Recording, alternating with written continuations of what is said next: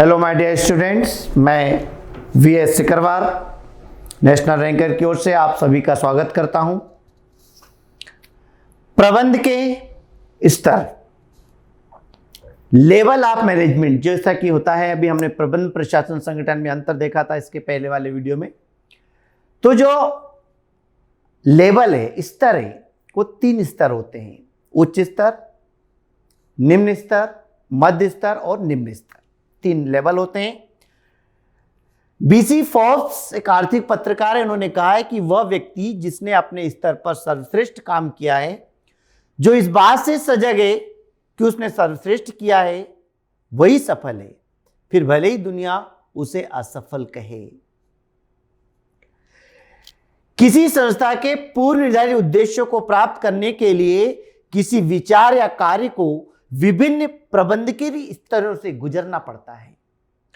प्रारंभ में प्रबंध का उत्तरदायित्व सीमित था, इसलिए उस समय प्रबंध के केवल 2 स्तर होते थे, व्यवसाय के स्वामी और प्रबंधक ही होते थे। पर अब प्रबंध के उत्तरदायित्व में वृद्धि होने से इसका स्तर भी बढ़ चुका है। प्रबंध एक सार्वभौमिक शब्द है। सार्वभौमिक मतलब जो सभी जगह अप्लाई होती है, जो सभी जगह लागू होता है। उपक्रम मतलब उद्देश्य और उद्योग, इसमें उद्देश्यों की प्राप्ति के लिए प्रत्येक व्यक्ति को उत्तरदायित्व सौंपा जाता है। उत्तरदायित्व को पूर्ण करने के लिए अधिकार दिए जाते हैं। सौंपे गए अधिकार उत्तरदायित्व से ही अधिकारी और अधीनस्थ के संबंध बनते हैं। यही संबंध स्तर कहलाते हैं। व्यवसाय की प्रकृति के आधार पर प्रबंध के स्तरों की संख्या निर्धारित होती है। प्रबंध के स्तरों का आकार पिरामिड जैसा होता है। इससे यह पता चलता है कि जैसे जैसे उच्च स्तर से नीचे स्तर की ओर चलते हैं, कर्मचारियों की संख्या में वृद्धि होती जाती है। टॉप लेवल के कुछ ही लोग होते हैं जो कम इंपॉर्टेंट काम होता है, नीचे बढ़ते चले जाते हैं, और फिर मिडिल लेवल आता है। मिडिल लेवल से और नीचे की ओर जाते हैं तो और कम जो इंपॉर्टेंट वर्क होता है, जो लोअर लेवल के वर्क होते हैं, उसके लिए आपको बहुत सारे कर्मचारी मिल जाते हैं।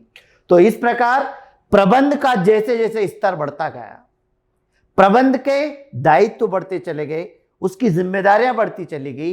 इसलिए प्रबंध को 3 भागों में बांट दिया गया: उच्च स्तरीय, मध्य स्तरीय और निम्न स्तरीय।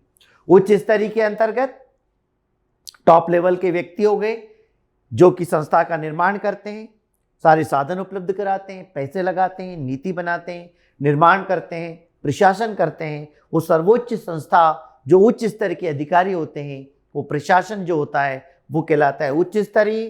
पर जो उच्च स्तरीय अधिकारी होते हैं वो केवल साधन उपलब्ध करा सकते हैं, वो आपकी सहायता कर सकते हैं, नियम बना सकते हैं, लेकिन उस काम को पूरा करने के लिए उन्हें मध्यम वर्गीय मिडिल लेवल की जरूरत होती है, जिसको मैनेजमेंट बोलते हैं, कि वो उनके द्वारा कार्य संपन्न कराएंगे।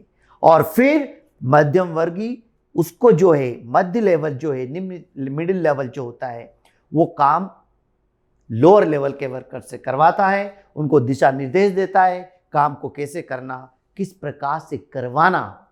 इस तरीके से प्रबंध के स्तर निर्धारित होते हैं। विश्व के विभिन्न देशों में प्रबंध के स्तरों में पर्याप्त भिन्नता देखने में आती है। यही नहीं, अपितु एक ही देश के विभिन्न प्रतिष्ठानों में भी प्रबंध के विभिन्न स्तर पाए जाते हैं। सामान्यतः व्यवसाय के आकार, तकनीकी घटक, कर्मचारियों की संख्या एवं व्यवसाय की प्रकृति इत्यादि के आधार पर प्रबंध की स्तरों की संख्या निर्धारित होती है।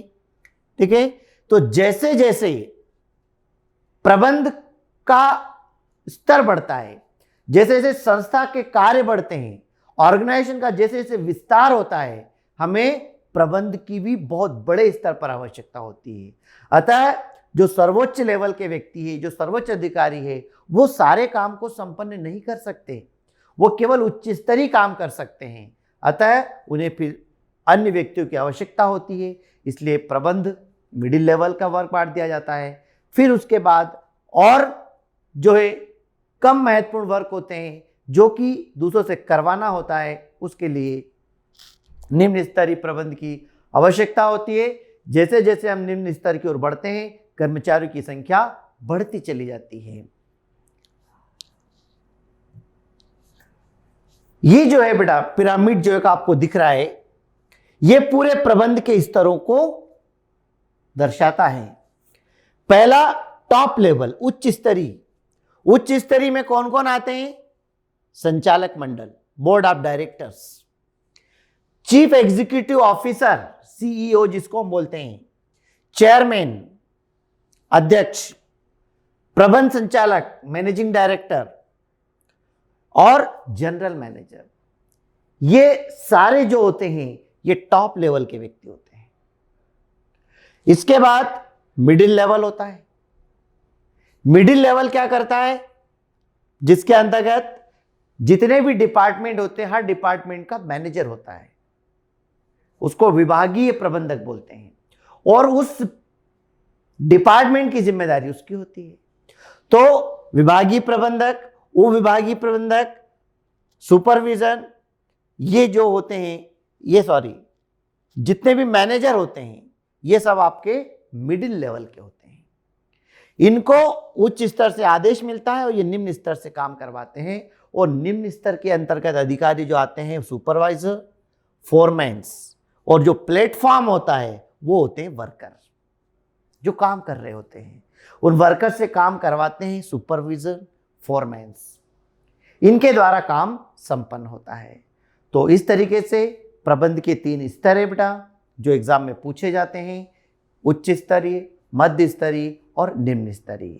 उच्च स्तरीय प्रबंधक जिसमें संचालक मंडल, मुख्य अधिकारी, टॉप लेवल के व्यक्ति आते हैं, नीतियों का जो निर्माण करते हैं। मध्य स्तर में सभी विभागों के प्रबंधक आते हैं जो कि टॉप लेवल द्वारा बनाई गई नीतियों को, निर्णयों को आगे अन्य कर्मचारी तक पहुंचाते हैं, उसको लागू करवाते हैं, उनके बनाए गए लक्ष्य को पूरा करने में ये अपना योगदान देते हैं। और जो निम्न स्तरीय वो प्रदर्शन करता है। काम ओवरऑल निम्न स्तरीय के द्वारा ही पूरा होता है, पर उनको काम करवाता कौन है? Middle level. Okay, thank you.